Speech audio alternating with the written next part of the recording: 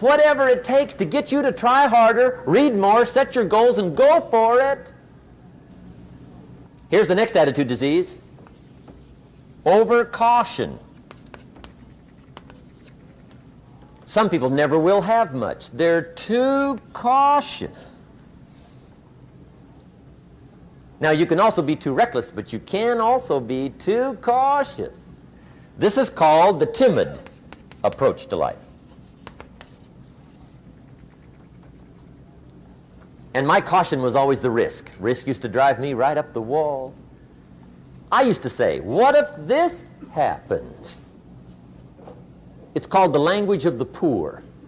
What if this happens? And on top of that, if this was to happen, look at the fix I'd be in. I better not try. I could always ace myself out.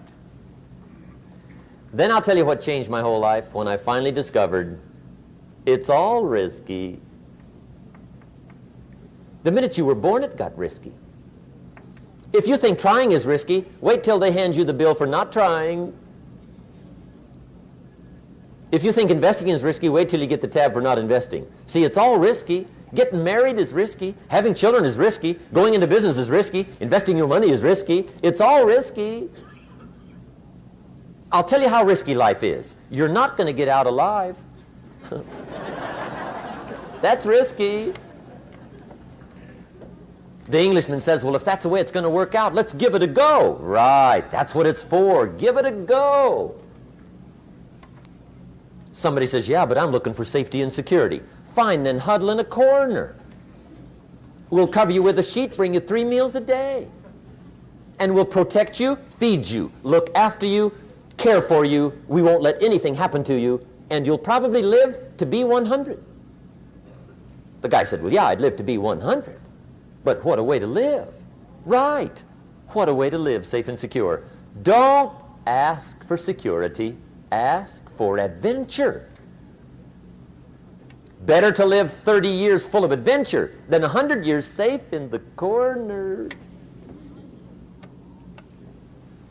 And see, it's not important how long you live. What's important is how you live. Here's the next attitude disease. We're almost through with this motley list. In fact, we're almost through. Hang on. The next one is pessimism. Pessimism, the deadly disease of always looking on the bad side, the problem side, the difficult side, checking all the reasons why it can't be done. The poor pessimist leads an ugly life. He doesn't try to figure out what's right. He tries to figure out what's wrong. He doesn't look for virtue. He looks for faults. And when he finds them, he's delighted. How ugly. This is the poor guy looks through the window, doesn't see the sunset. He sees the specks on the window.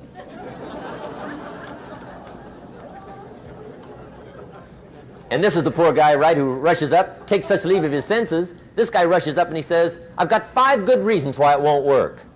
He's so dumb he doesn't know all you need's 1. He's got 5.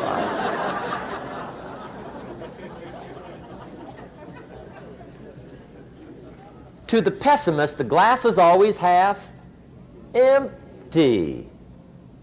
To the optimist, the glass is half full.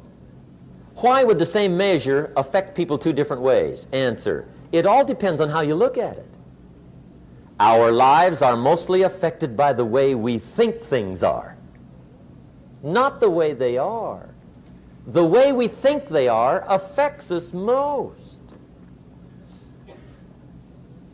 There's a subject we don't have time to get into tonight called better thinking habits. One of the major things Shove taught me when I met him, he said, poor thinking habits keeps most people poor. Not poor working habits. Most people work hard, but they don't think hard. And Shove taught me that the mind is like a factory, a mental factory. And whatever you think about all day long pours ingredients into this mental factory. And that's what builds the economic, social, financial fabric of your life. He quoted me a Bible phrase that says, as you think, so you become. How awesome. When he talked about poor thinking habits, he had me. I used to start the day reading the morning newspaper. I mean, you can believe that or not. I'd get a cup of coffee and read the paper. I'd load up on wars and riots and murders and stabbings and killings and bank robberies and muggings and car wrecks and tragedies.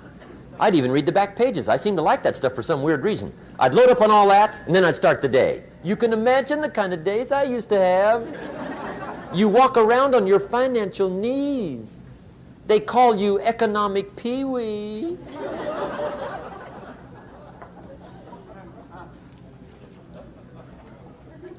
The guy says, I want to be a great leader. Wonderful. The first thing we do is follow him to his house. When we get there, we walk in and check his library, number one. Somebody says, well, why check his library?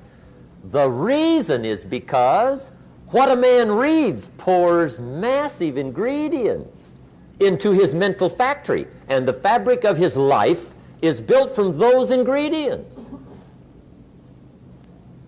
You would not believe what some people have got in their house to read. You would not believe. One of the best dressed up words I know for a lot of it is trash. Can you imagine dumping a barrel of trash into this mental factory every day and coming out with a rich, dynamic, positive life? It can't be done. You might as well try making a cake with cement. The kids back in Danbury, Connecticut, high school, they're asking me questions one day. I'm talking to the kids. Kids got good questions these days. One of them said to me, Mr. Rohn, how do you build the good life? I said, it's simple. It's not easy, but it's simple. Here's how you build anything. Select the right ingredients, keep out the wrong ingredients, and it starts with thought. Everything starts with thought. So you must be wise and careful what you think about, because that starts everything.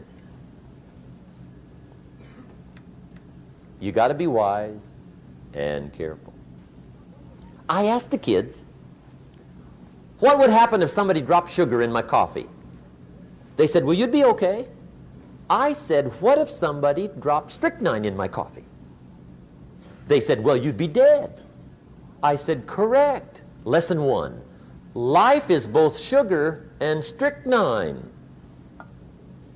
You gotta be careful. I said, what if my worst enemy drops in the sugar? They said, will you be okay?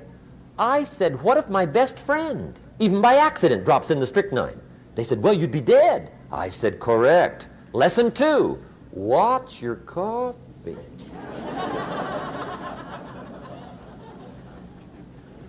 You got to be careful. See, it doesn't matter who hands you the bad stuff.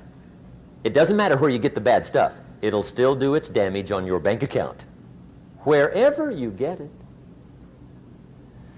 Mr. Schoaf gave me one of the greatest phrases when I first met him when he said, Jim, every day stand guard at the door of your mind. How important. Stand guard at the door of your mind. And you decide what goes into your mental factory. Don't let anybody just dump anything they want to in your mental factory, because you've got to live with the results. Okay, here's the last disease, and we're through with this list. In fact, we're almost through. Hang on.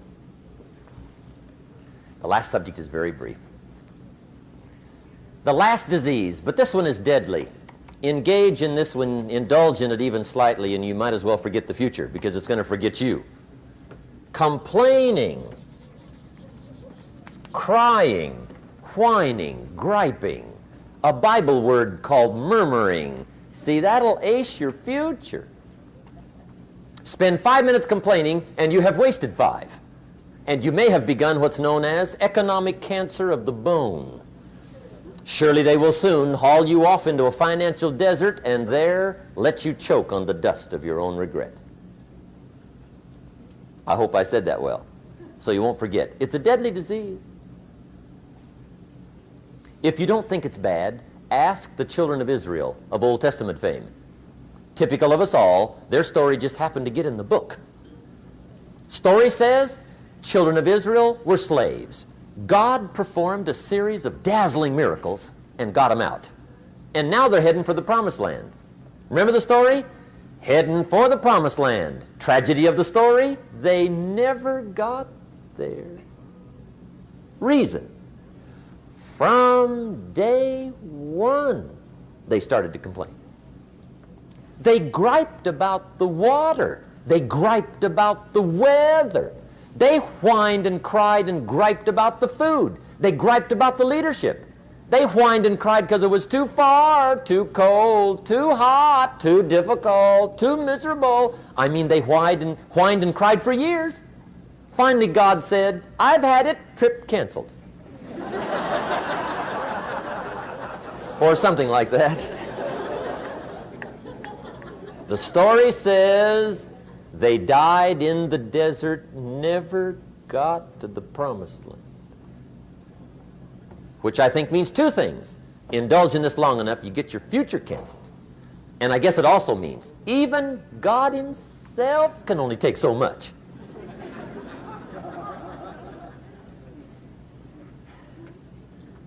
Okay. Just be on the lookout of the things that can destroy all the good you start. The war is on. And this evening, tomorrow, mentally, personally, socially, economically, you got to make sure you're winning the war. And this is part of it.